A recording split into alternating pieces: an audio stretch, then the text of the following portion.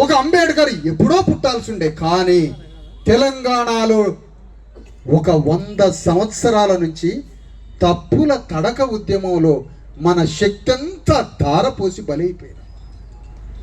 కానీ ఇంత కాలం తర్వాత ఈ ఇద్దరు వ్యక్తులు పుట్టారు కదా, చిరంజీవులు ఈశ్వరయ్య గారు. వీళ్ళిద్దరికి నేను లక్షల మంది సైన్యాన్ని ఇవ్వాలనుకున్నా.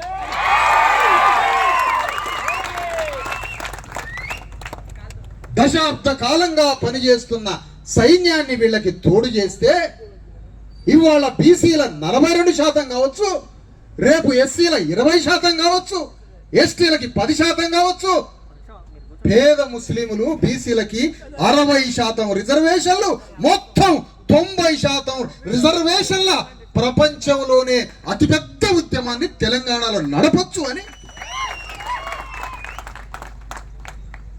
ఈ సైన్యాన్ని వీళ్ళకి తోడు చేయాలి అని వాళ్ళిద్దరిని కలిశాను.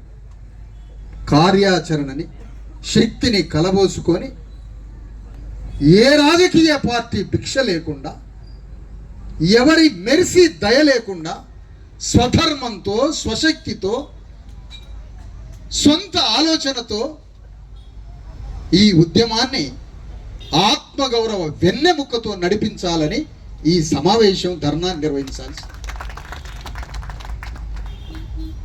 ఈ కార్యక్రమం ఒక్కసారి అర్థం చేసుకోండి. ఉన్న పాటలో ఉన్నట్టుగా